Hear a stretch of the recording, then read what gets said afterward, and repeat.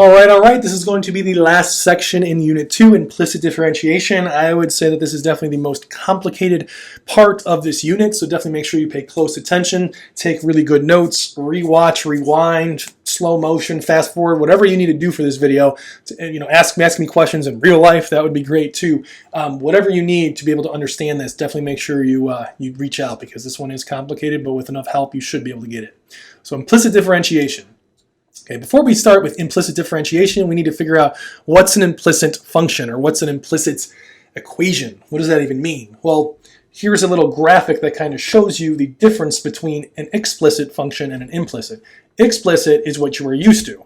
Okay, y equals something, a function that can be expressed as an equation in terms of one variable. So in essence, you're solving for y. You can solve for y, you can get y on one side and x is on all the other. That's an explicit equation. Okay, an implicit equation, on the other hand, you cannot do that. Okay, the function is implied by an equation. You can't separate the variables. Okay, it's difficult to express y in terms of x. For this particular one, you can't just say, you can't have it as y equals. Okay, with explicit, we just follow the old rules that we had before. All the derivatives we've done so far in this unit were all explicit functions, so we were able to do the derivatives no problem. Implicit, there's a little bit of math trickery, I guess, if you want to think of it that way, that we have to do in order to find this derivative. So just definitely make sure you pay attention on this so it makes sense. Here is the formal definition of implicit differentiation. It says d of x, d over dx, which means the derivative. So we're doing the derivative of some function, but the function is expressed in terms of y. Okay, we are used to f being equal to y. Okay, but now it's saying f of y. So the function is defined with y's. Well, what do? Well, based on this formula, you take the derivative like normal, but then you have to also tack on this multiplication of dy over dx. Okay, this is called the implicit, well, it's not called this, but I would call it the implicit differentiation rule. Whenever you take the derivative, if it doesn't match with whatever variables it is, so for example, this one's x and this one's y, you do the derivative like normal. That's what this is essentially. It's the derivative of this, like normal, but then you have to tack on that multiplying by dy over dx. Okay. Now to prove this, I'm going to show you a little bit of, this is a very informal way of showing this, but I definitely think it's a good way of showing this, so definitely pay attention to this. Oops, I did not want to do that.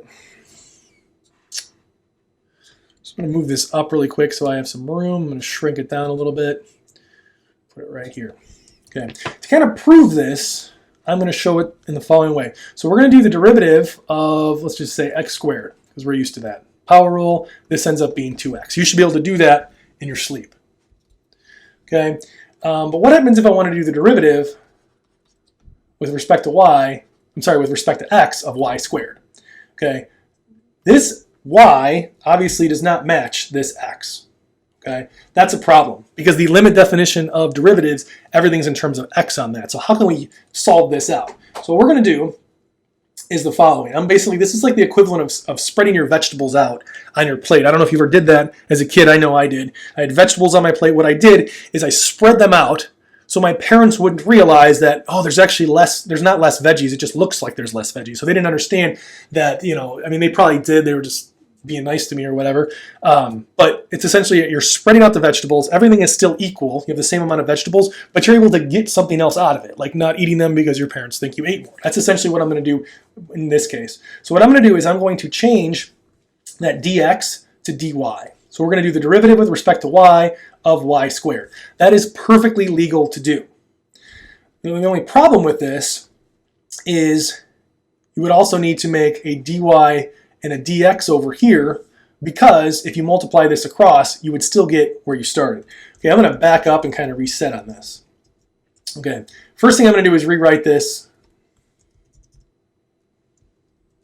So it says dy squared over dx. Okay, it's just one fraction. I basically just threw this on top. Perfectly legal to do that. Saying the same thing, the derivative of y squared. From here as a fraction, though, I'm going to separate this out. So I'm spreading the vegetables on the plate here. Okay, and by doing this, you'll notice that I can put a 1 here and a 1 here, and it's still completely equal. If you multiply across, it's still completely equal to the green step, to this step right here. Nothing's changed. But in order to do that derivative of the y, you have to do dy on the bottom here. But if this is dy, this also has to be dy. Okay, so far this is still completely equal, but now we can actually do something with it because the y matches what you're doing with the derivative with respect to. Okay, this part right here is just going to be equal to 2y, just like the derivative right here of x squared with respect to x is 2x. Well, that part's 2y. But now we have this dy over dx that we have to tack on to the end. That ends up proving why we need that dy over dx at the end. So you do the derivative like normal, and then you just tack on a times dy over dx. And ultimately, that's what we're going to be solving for, is dy over dx, because if you remember from earlier in this video, dy over dx means derivative.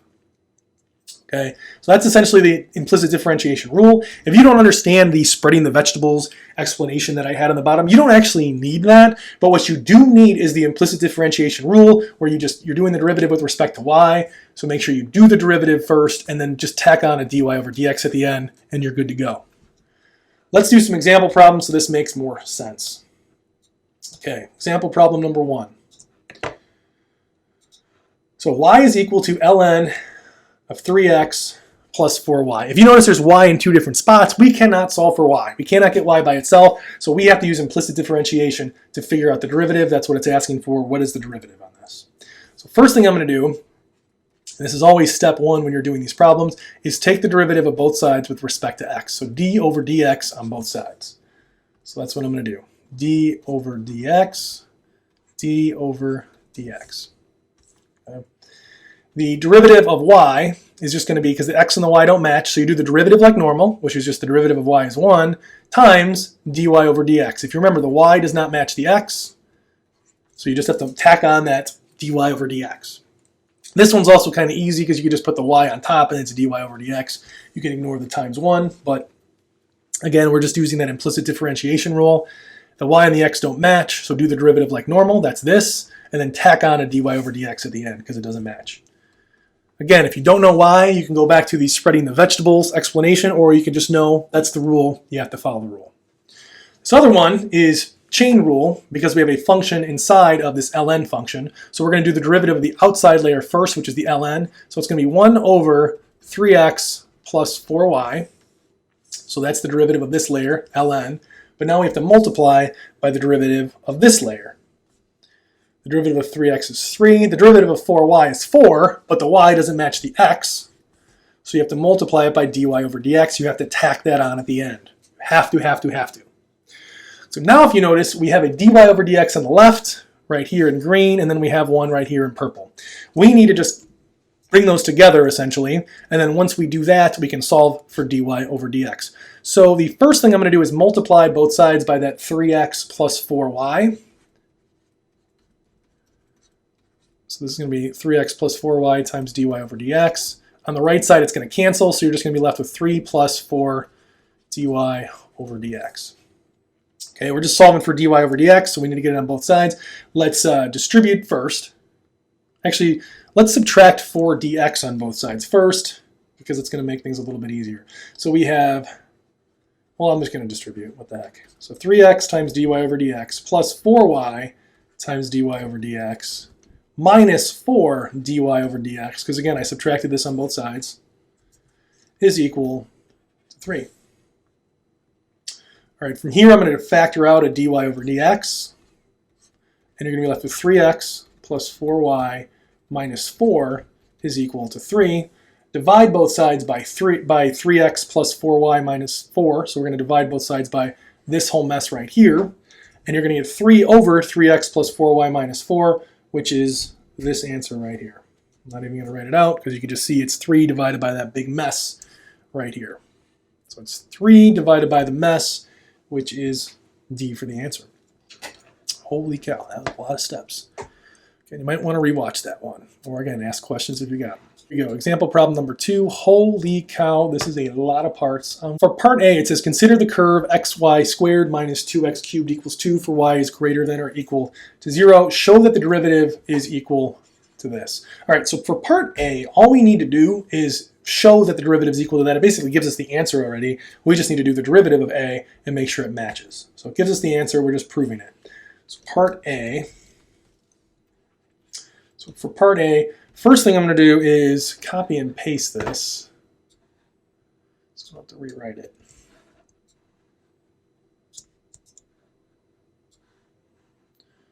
Put that right here. Blow it up a little bit. There we go. Okay, first step whenever you're doing implicit differentiation is the derivative of both sides with respect to x. So that's what I'm going to do. Derivative here, and then the derivative here. I'm trying to put that in front. There's not a lot of room. Okay, derivative of this thing right here. Okay, holy cow. You have to notice that it's actually product rule on this, because it's x times y squared. So you need to do f prime, which is 1, times g, plus g prime. G prime is going to be 2y dy over dx. So we're doing the derivative of y squared times f minus 6x squared. So I'm doing the derivative here is equal to the derivative of 2, which is 0. And this one's a little bit easier than the last one we did because the dy over dx is just in one spot. So we just need to solve this right here. I'm going to put everything else on the other side. So I'm going to add 6x squared on both sides. I'm going to minus y squared on both sides. And you're going to get 2xy dy over dx, I just put this x in front over here, is equal to 6x squared minus y squared. Divide both sides by 2xy, and you get 6x squared minus y squared, I'm sorry, divided by 2xy, which it says that's what you're supposed to do for this problem, is show that it's equal to that, which I just did. So we're good to go with that answer for A. Now B is further down the rabbit hole a little bit. Write an equation of the line tangent to the curve at 1, 2. So we need an equation of a tangent line at 1, 2. Okay, so that means we need a y equals mx plus b, or just any equation of a line, to basically figure out what that equation of the line is based on that derivative right there. Okay, so first thing I'm going to do is find my slope. So to find my slope of this equation of the line, I'm going to use my slope equation, which is just the derivative. So it's going to be 6 times 1 squared is 6, minus y squared is 4, because we're using this is my x and this is my y, divided by 2xy, which is just 4. So the slope for this ends up being 1/2. Okay, I'm going to do this in point slope form because it's going to be a little bit easier. We can just do y minus 2 is equal to 1/2 times x minus 1. And there we go. That is the equation of the tangent line for this problem. Okay, write an equation for the line tangent. We did that. Sweet. All right. C. Find the x-coordinate, P, in which the line tangent to the curve at P is horizontal. So if it's horizontal, that means that the slope is equal to 0. If you think about a horizontal line, like this horizontal line right there, the slope at any point there is equal to 0. So if we want a horizontal tangent line, all we have to do is set our derivative equal to 0. So that's what I'm going to do. Derivative is equal to 0. Well, the only time the derivative is equal to 0 is when the numerator is equal to 0.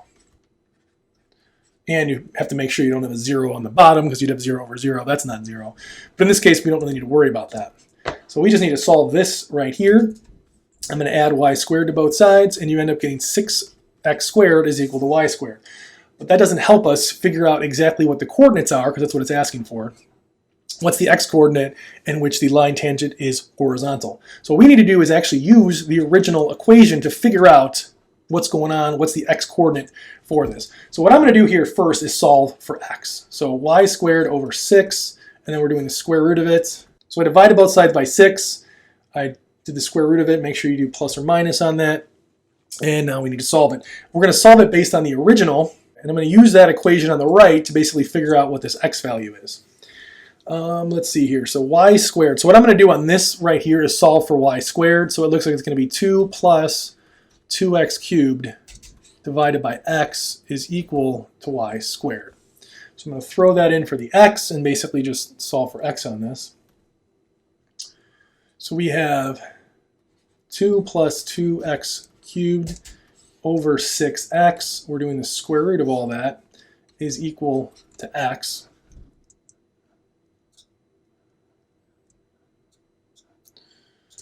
Okay, forget the plus or minus for now because we're going to be squaring both sides. And you end up with 2 plus 2x cubed over 6x is equal to x squared. Okay, I'm going to multiply both sides by 6x, and you end up with 2 plus 2x cubed is equal to 6x cubed. Holy cow, this is getting crazy. I love it. All right, and then we're going to have 4x cubed here is equal to 2. Divide both sides by 4, cube root it, and x is equal to the cube root of 1/2. Holy cow. Okay, so that's the answer for this one, where the derivative is equal to 0. It just involved a lot of algebra, more algebra probably than calculus on that one, to get that x coordinate. And last but not least, we have part D, which it's so far up there, I don't even know what it's asking for. Let's see here. Find the second derivative at 1, 2. So that's that weird notation that we talked about before for second derivative. Okay, the second derivative at 1, 2. Okay, first thing we need to do is find the derivative of the derivative that we already had, which in this case is that 6x squared minus y squared over 2xy. So we're going to do the derivative, whoops, let's do a different color. So we're going to do the derivative of 6x squared minus y squared over 2xy. Okay, hopefully you see that this is quotient rule because you have a function divided by another function. So this is going to be equal to g times f prime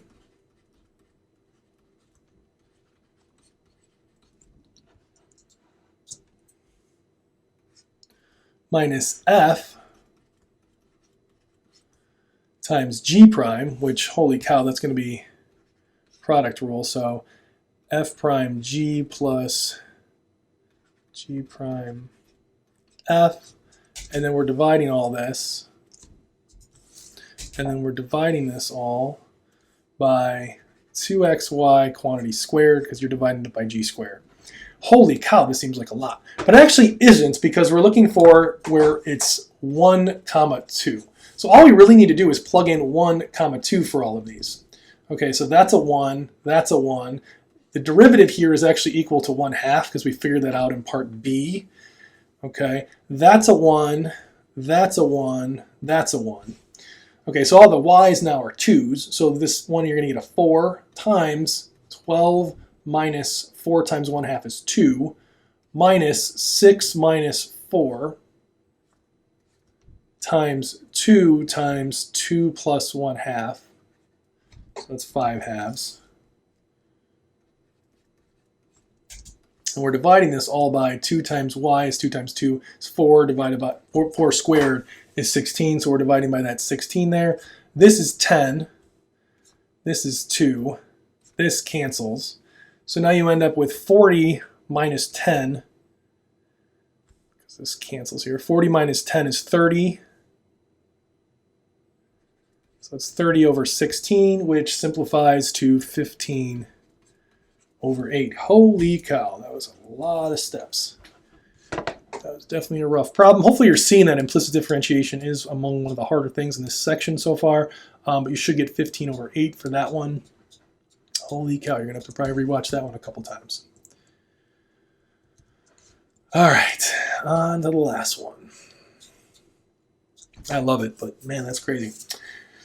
All right. Find the value of the derivative at 0, 1. So first thing we need to do is find the derivative of this whole thing here, and then just plug in 0 and 1 for the x and the y, and we should be able to find that. So first step is do the derivative of the left side. So it's going to be e to the y times dy over dx minus e to the y squared times 2y times dy over dx. Okay, because the inner function of y squared, you have to multiply it by its derivative, which is 2y, is equal to 1 minus 3x squared. So I did the derivative of the left, the derivative of the right with respect to x. Now I need to solve for this value right here, but it's in two different spots. Before I do that though, I'm going to plug in 0, 1 for my x and my y, because it's going to make it a little bit easier on me if I just do that right away. So the y is 1, so I'm going to get rid of all these y's here. The x is 0, so this whole thing is gone. So now we can just solve this out. So it's going to be e dy over dx minus 2e dy over dx is equal to 1. Okay, well, e minus 2e, so I'm going to factor this out, is equal to negative e is equal to 1. solve for dy over dx, and you get negative 1 over e, because I divided both sides by negative e there. So the answer for this one should be A. All right, so holy cow, implicit differentiation is definitely rough. Make sure you practice this a lot. The main thing is that you just do the derivative like normal and then tack on that dy over dx at the end because it does not match with the x. The rest of it's just all the other rules that we've already covered in the section. Definitely the hardest section of the whole unit. If you have any questions about anything in this unit, anything in this video, whatever, definitely make sure you reach out, and I will see you next time. Rates. And basically this entire concept is encapsulated in the way it's worded, related rates. There are certain rates that are related to each other, and as one rate changes a certain way, another rate changes another. They're in relation to each other. Now this is related to other stuff that we've done in algebra already, where like, let's just say you had y equals, x. It was how x is related to y, and then there's some graph. But the thing that you should notice with this y equals x example that I just said is that there's no rates involved. It's just strictly exact values of something. So with this one, what we have to do is relate rates together. We still have to relate the variables together and then rateify it from that. So essentially, related rates is just finding the derivative using implicit differentiation with respect to time, because that's what rates are all based on. It's miles per hour. It's that per time unit. So essentially, that's what we're going to be doing. We're going to still relate variables together like we have in the past, only this time we're going to rateify them by taking the derivative with respect to time. All right, let's get further into this concept. Here are the standards for this section. Enduring understanding, it says derivatives allow us to solve real-world problems involving rates of change. Okay, similar to the enduring understanding from the other sections. And then right here, learning objectives, calculate related rates in applied context and interpret related rates in applied context. So basically, you're just going to be doing a bunch of problem solving using related rates in real-world situations. And that's the main point of this unit is applications of derivatives. So we're going to be using implicit differentiation in this case to figure out how rates are related to each other and then problem solve from there. Okay, essential knowledge that you need to know. It says the chain rule is the basis, so you're definitely going to need chain rule for this one. Basis of differentiating variables in a related rates problem with respect to the same independent variable. In this case, the independent variable that we're going to be doing the derivative with respect to is time. I just kind of said that. And then it says right here, other differentiation rules such as product rule and quotient rule. So you're still going to need product rule and quotient rule. I'm going to show you some example problems that involve these rules. It may also be necessary to differentiate all variables with respect to the same independent variable. And then last one, the derivative can be used to solve related rates problems. That is finding a rate at which one quantity is changing by relating it to a quantity of whose rates of change are known. Okay, and that's again going to make more sense when we actually go through and solve these problems. Okay, kind of already said this, but related rates is implicit differentiation in the real world. Related rates are found by differentiating with respect to time. So you're going to be seeing this d over dt a lot today because this is how you're going to take the derivative with respect to time. That's this whole differentiating with respect to time. That's the derivative operator right there. All right, onward we go. Here is our first example. Now, if you notice, I'm kind of jumping right into examples because related rates isn't a concept that you can kind of just explain and it makes sense. You have to really do it. Some of the other stuff we've done, you can kind of like, okay, if the first derivative is positive, then the function is increasing, that sort of thing. Like you can kind of imagine that in your head. This one, you kind of have to actually just go through some examples for it to make sense. So hopefully by doing these examples, this makes more sense. Here we go. All right, step one is read the problem. It says the top of a 25-foot ladder is sliding down. Okay, so first thing we should do is probably just draw this out. So the top of a 25-foot ladder is sliding down a vertical wall. So I'm going to make a vertical wall first. Okay, here's the ground. And we're going to make a ladder here. So I'm just going to put a ladder. It's up against a wall. And the ladder is 25 feet. So I'm going to write 25 feet in there. It's sliding down. So this part right here is sliding down at a constant rate of 3 feet per second.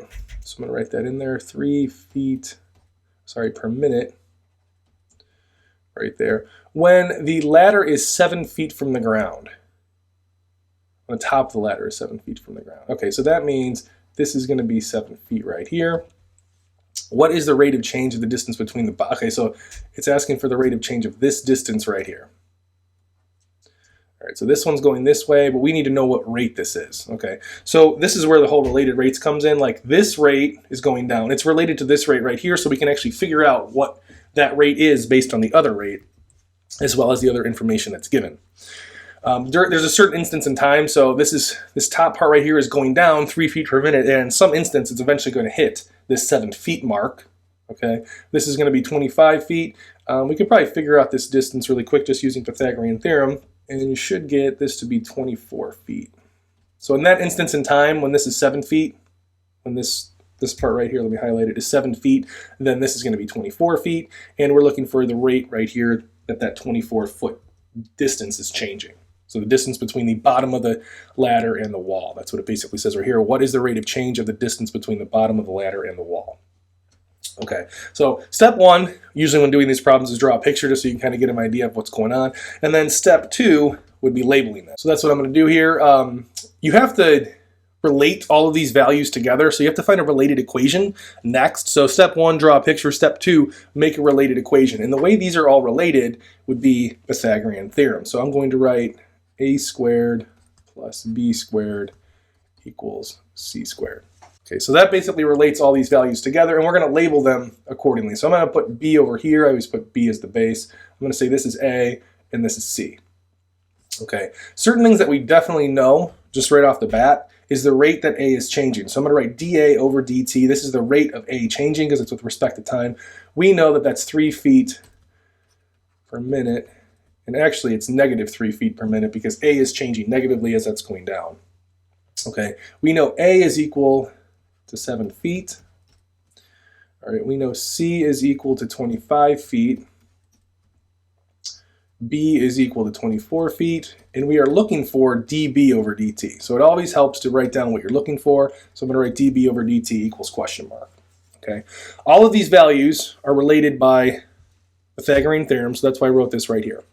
Once you have that related equation, you can find the related rates equation from it by doing the derivative of both sides with respect to t. So that's what I'm going to do. I'm going to do the derivative of this side with respect to t, and then do the derivative of this side with respect to t. Derivative of a squared is just going to be 2a. Now the a and the t don't match, so you have to multiply by dA over dt, just like we did with implicit differentiation.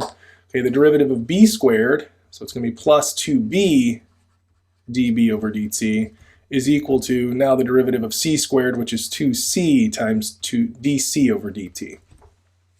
Okay, that orange right there is the related rates equation. So the first step, this part right up here, that was Pythagorean theorem. That relates all the variables together. But there's no rates in there. So we had to do the derivative to get the rates. So then we have that orange equation. That's our related rates equation. Now what we can do is, well, first thing, let's just simplify. Divide everything by 2. That makes it a little bit easier. And the next step is to plug in all the values that you know. So do we know this a value? Yes, it's right over here. This is why it's handy to write it down, because you can just kind of go right over here and check real quick. So we have 7 feet times dA over dt. That's given right there. So that's just going to be negative 3 feet per minute plus b, which is 24 feet, times dB over dt. We don't know that, so I'm just going to write dB over dt. That's what we're looking for right there, is equal to 25 feet, because that's what c is. And now this gets a little tricky because we have to look for this dc over dt, and it's not given anywhere. Well, that's the rate of change of that c value. And the ladder, it doesn't say that it's actually changing. It's just always 25 feet. So the rate of change on this is actually just going to be 0. There is no value for it because it doesn't change. If there's no change, the derivative is equal to 0. Well, that makes that whole right side of the equation equal to 0, so that makes it a little bit easier to solve for. So what we're going to do is we're going to multiply. Actually, let's divide everything by feet. So we're going to divide both sides by feet. Just to get rid of feet, it just makes the units a little bit easier. All right, this right here is going to be negative 21 feet per minute. So I'm just going to add that to the other side. So it's going to say 21 feet per minute on the right side. So I added that to the 0, is equal to 24 dB over dt. The feet canceled already, so we don't need to worry about that. We can divide everything by 3. So this is going to be an 8. This is going to be a 7. And your dB over dt is going to be equal to 7/8 feet per minute. And then we have our answer, which is what we're looking for. If you recall, we're looking for this dB over dt. So it's basically showing as that top part drops down 3 feet per minute, that bottom part, this part right here, is moving at 7/8 feet per minute. Okay, you basically related two rates together to figure out one of the other values. Another thing that you could notice is you don't really have to put units in for all these. For AP Calc 1 anyway, they don't actually try to trick you with any of the units. It's always going to be feet per minute. They don't try to throw in any other units to try to trick you, but you can babysit them if you want. If you notice, I kept them in there all the time. I'm going to do some of the other problems without writing the units in. You get the same answer either way. The one thing that you do have to understand is when you're solving at the end, this dB over dt, well, dB is in feet, dt is in minutes. So then you have to make sure you do have the right units. If you don't write them down and keep track of them, then you have to write them down at the end, knowing that it's feet per minute. All right, hopefully that makes sense. Let's do another example.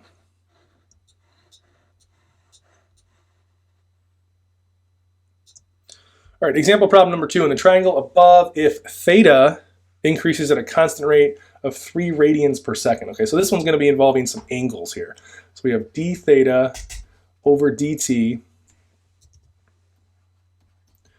is equal to 3 radians per minute.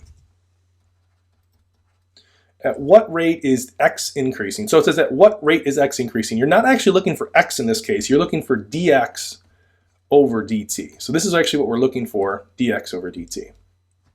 At a specific instant in time at x equals 3. So when x is equal to 3, we are looking for dx over dt.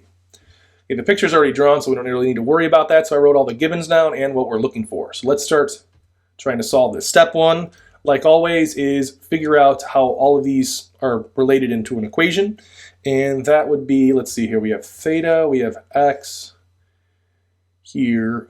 We can throw this 5 in here, so we can actually relate all these. I mean, there's multiple answers for this, but the easiest one is probably just going to be that sine theta is equal to x over 5. Okay, that relates theta with x in the same equation.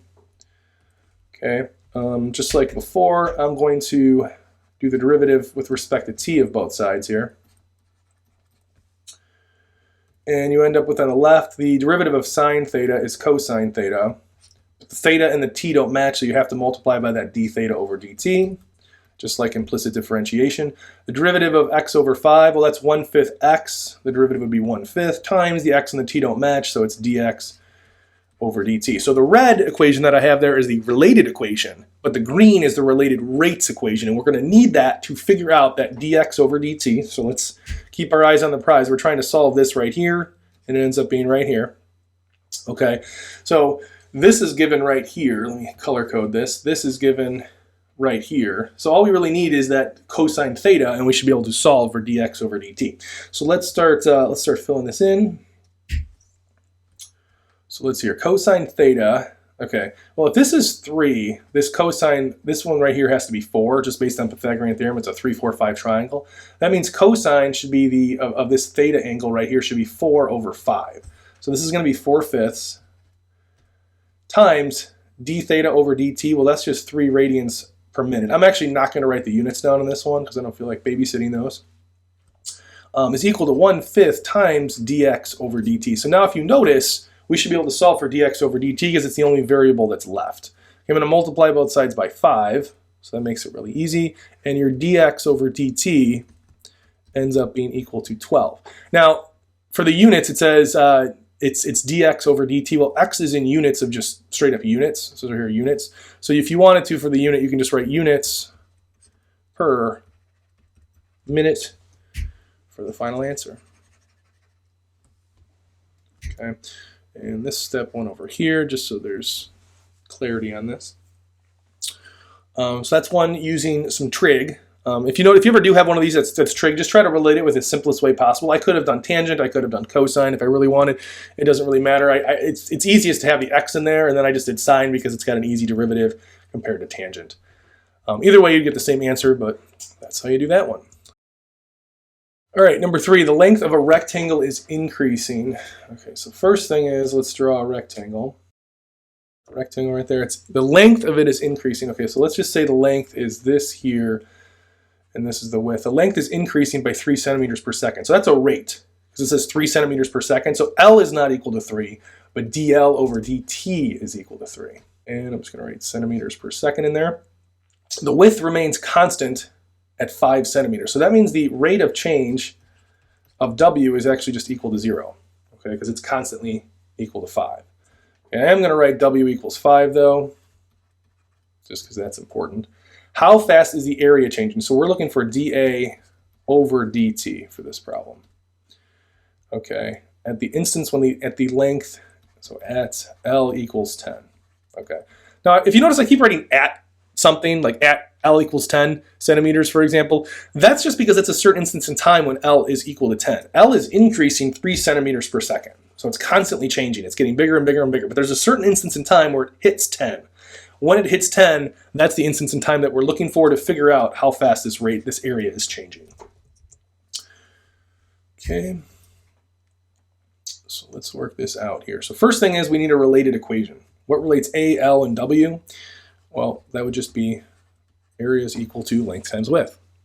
This is where product rule comes into play. So now we have to do the derivative of both sides with respect to t. Try to sneak this in here. Okay, well this one's just going to be dA over dt is equal to, so this right here, the derivative with respect to time of length times width, we have to do product rule. So it's going to be f prime g plus g prime f. All right, well this whole thing is going to be equal to 0 because dw over dt is equal to 0, so we don't have to even worry about that. We're solving for this dA over dt right here. So we just need to fill in the dl over dt and the w. So dl over dt is 3 centimeters per second times the width, which is always 5 centimeters. Okay, this time I decided to babysit the units again. So you'll notice you have 15 centimeters times centimeters is centimeters squared per second. Okay, and that's your dA over dt, which is what you're looking for. So that is the answer. All right, onward we go. Okay, now we're getting into the next couple that are going to be pretty complicated. These are the most complicating of this whole video, so hopefully this makes more sense. But while we're doing that, I do want to really stress that the biggest, most important thing on related rates is not just that you can figure out the rate of something, how it's changing in relation to something else, but if you think about something like, a lot of engineers or physics, calculus or chemistry, people end up having to take calculus, and there's a reason for this, and this is one of the number one reasons with related rates, is whenever you're studying something, whenever you're designing something, creating something, whatever, you need to know how it's changing. Okay, change is super important, and that's the main thing in calculus. It's the study of change.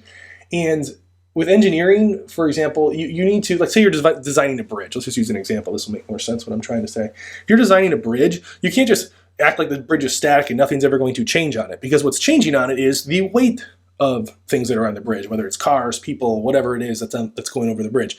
The temperature of the bridge is changing because the temperature changes throughout the day. Now, if the temperature changes, the materials that the bridge is made out of could be expanding and contracting based on, that the temperature changes. So the temperature is changing, the length could be changing, the weight could be changing, the wind speed can be changing. All the little forces over the bridge at any instance in time is changing.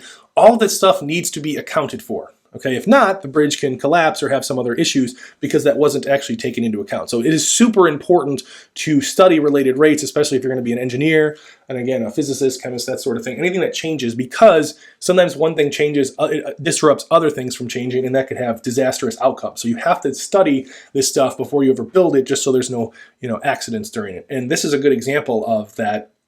Of how this is a solid cylindrical cord of elastic materials, 32 inches. So it's a good engineering type of problem. Still not as sophisticated as anything you're actually going to study in engineering, but it's the first step. It's baby steps until you get to those other harder concepts. So that's why related rates is so important. Probably should have started the video with that, but better late than never. All right, so the length of a solid cylindrical cord of elastic material is 32 inches. So that's what I'm going to do first, is draw this cylindrical cord here. Okay, it's 32 inches. So I'm just going to write H here and then just write H is equal to 32 inches over here. It's just a little bit easier.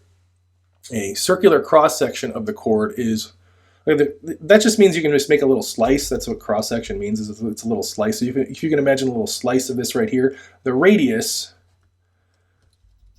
is equal to 1/2 of an inch. Okay, so there's a little, let's do a different color. Maybe this will help. So act like you're kind of cutting out a little slice of that, and it has a certain radius with that slice. Okay. The cord is stretched lengthwise. Okay, so it's going to be stretched up at a constant rate of 18, so I'm going to write 18 inches per minute. Now really I could have just wrote that over here as dH over dt is equal to 18 inches per minute.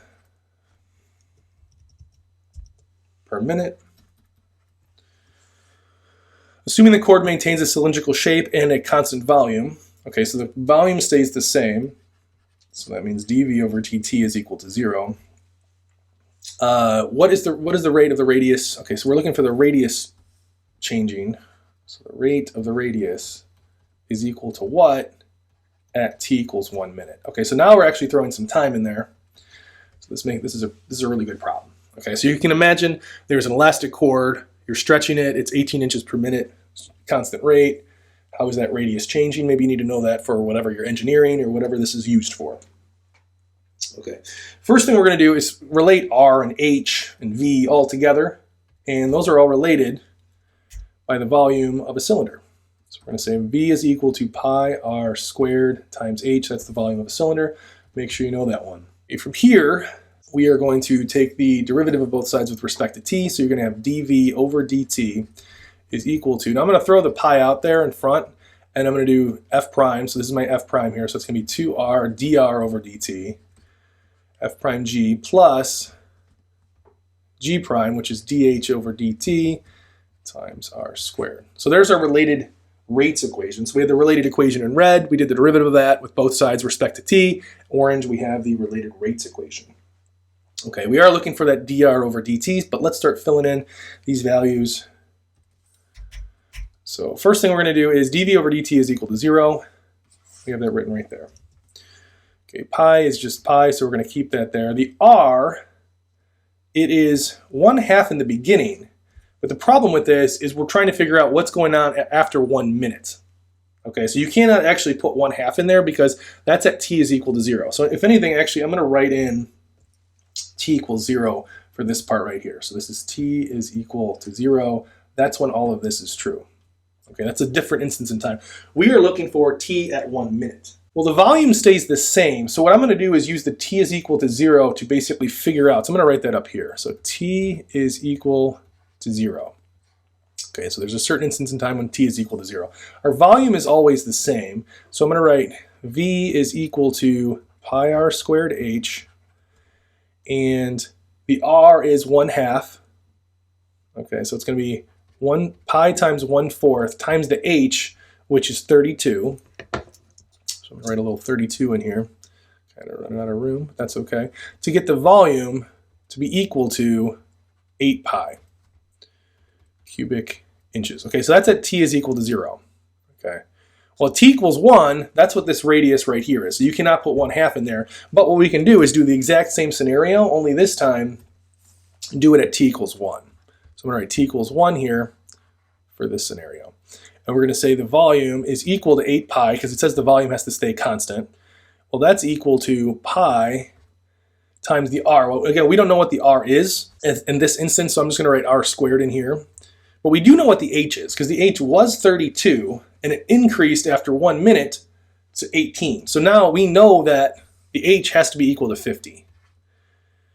Okay, so from using this, now we can actually solve for our r here. Okay, the pi is going to cancel on both sides, so we don't need to worry about that. We're going to divide both sides by 2. So this becomes a 4, and this becomes a 25. So you end up with 4 over 25 and the square root of that. So 4 over 25, you divide both sides by 25. You do the square root because it's r squared. So then you end up getting 2 over 5 for the radius. So now we know what value to plug in to this r right here. It's 2/5. Because again, we're looking at a specific instance in time at t equals 1 minute, not t equals 0. All right, let's keep trying to solve this problem here. So we have 2 times 2/5 times dr over dt. That's what we're solving for, so I'm just going to write that back in there. The h in this case was 50, so I'm just going to write a 50 in there, plus dh over dt, which is 18, times the r squared, which is just going to be 4 over 25, because it's 2/5 squared. Okay, so all we need to do is solve for this dr over dt right here, because it's the only variable left. It's also what we're looking for to solve this problem. So let's do some simplification. This ends up being a 10 when you divide it by 5 here, so it's 4 times 10, that's 40. I'm going to divide both sides by pi, so that pi is gone. So now we're going to have 40 dr over dt plus 72 over 25. All right, let's see here. From here, I'm going to subtract the 40 on both sides, the 40 dr over dt. So then you're going to have negative 40 dr over dt is equal to 72 over 25. All right, from here, I'm going to divide both sides by 8. So this becomes a 9, and this becomes a negative 5. All right, and then I'm going to divide both sides by negative 5. So you should end up with negative 9 over 125. Now it's dr over dt, which is in inches. So I'm going to write inches per time, which is minutes. And you end up with the answer just like that. Kind of ran out of room there, but you can see that dr over dt is equal to negative 9 over 125 inches per minute. Okay, holy cow, a lot to break down. I highly advise looking through all these color changes that I have here, breaking it down into certain instances in time. Here's t equals 0, here's t equals 1. That kind of helps kind of get your bearings on what's going on with the values. There's a lot of moving parts on this. That's why related rates is so complicated. So you definitely have to keep track of all that stuff. And again, the same rules apply. You're literally making a related equation, you're making a related rates equation, you're filling in those values. Sometimes, again, you have to go to certain snapshots in time, whether it's in the beginning or 1 minute after. But let's do another example. I think this will make more sense with this next example as well. It's the same kind of thing involving time. This one, another cylinder with a radius of 10. All right, so first thing is let's draw the cylinder.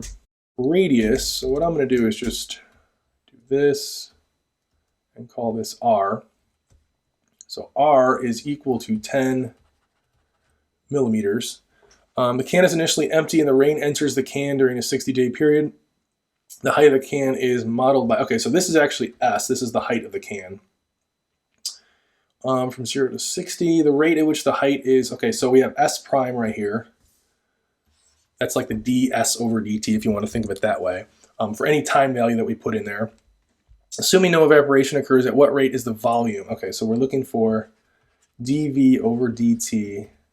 That's what we're looking for at t equals 7. So at a specific instance in time at t is equal to 7. All right, first thing we need to do is figure out the related equation. So the volume is related by pi r squared times h. In this case, our h is s, so I'm just going to put an s in there. Okay, then we got to do the derivative of both sides with respect to t. So dv over dt is equal to, I'm going to pull the pi out again, and then we're going to do f prime g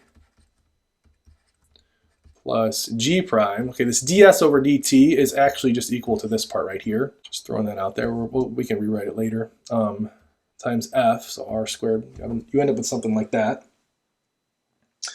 All right, the next thing we need to do is fill in our values. And we want it for t is equal to 7. So we're going to have pi here. Well, the radius is always going to be the same. It doesn't say anything about the radius changing on this can. It's always going to be the same. That means this whole thing right here is 0. Plus, now that's just s prime of t, but we're actually doing it at t equals 7. So I can actually put a 7 in there times 100 because it's r squared. Well, you're going to need your calculator on this because finding this s prime of 7 value right here, you're going to need to plug it into this equation right there. And then you just multiply it by 100 and then you multiply it by pi. So if you do all that, you plug 7 into that equation right there, and then you multiply by 100 and then multiply by pi, you should get 602, and then you have to round to 3 decimal places always, 0.218. Now it's volume per time. Well, volume is 3-dimensional, so you are going to want to write those millimeters cubed to make it 3-dimensional per the time unit. In this case, our time unit is in days, so we're just going to write cubic millimeter per day. And that's our answer for this problem. Okay, so this one actually used a function. You had to plug a value in to find it out, but it's still the same kind of thing that we've already been doing. I drew a picture, found the related equation, found the related rates equation, and then filled in the values to get the final answer. All right, last but not least, we have this problem right here. The volume of a spherical hot air balloon. Okay, so now we have a sphere. Expands as the air inside the balloon is heated. That makes sense. The radius of the balloon in feet is modeled by the twice differentiable function r of t. Okay, so it's twice differentiable. That means it's continuous, which makes sense. The radius should be continuous. It shouldn't be skipping or anything like that. It's also twice differentiable, so the second derivative does exist, where t is measured in minutes. For 0 to 12, the graph is concave down. Okay, so I'm going to write that in there. R double prime is negative because it's concave down. We might need to use that. The table above gives selected values of r of t. Okay, there's that table there. The radius is 30 feet. Okay, so r of 5, when t is equal to 5 minutes, it's equal to 30. And then it gives you the volume. So it actually shows how the volume and the radius are already related. Find the rate of change of the volume. So we're looking for dv over dt at t is equal to 5. First step is write the related equation. Step 2, make it a related rates equation. So we're going to do the derivative of both sides with respect to t. So I'm going to do that real quick. You end up with something like that. Okay, now we're looking for dv over dt at t is equal to 5. So let's start filling in these values here. So I'm going to do that up here. So 4 pi, r is at 5 is 30. So I'm just going to write 30 in there, squared, times dr over dt. Well, that dr over dt is actually just r prime, and we're looking for it at 5 minutes. So I'm just going to write r prime because that's what our table says, r prime, and we're looking for r prime of 5 right here, so it should be equal to 2. From here, I'm just going to plug those values in. We have 4 times 900, 4 pi times 900, times 2. Okay, you work that all out, you should end up with 7,200 pi. Okay, now it's volume, and the units were feet, so it's cubic feet, because volume is 3-dimensional, per the time unit, which is minutes. So as you can see, I didn't actually write in the units on this one, and you still get the same value. You just have to kind of rework the units at the end. Some of the problems I did it with the units, some of them I didn't. It doesn't really matter. You end up with the same answer either way. So that's related rates. Hopefully this helps you understand it. Can't do too many examples on this. It really is a lot to comprehend and get an understanding for. Again, the main thing is this slide right here. It says related rates is implicit differentiation in the real world. So if you don't understand implicit differentiation, make sure you look back on that because you are going to need that for related rates, and it's always with respect to time. So yeah, that's related rates. If you have any questions on anything in this video, let me know.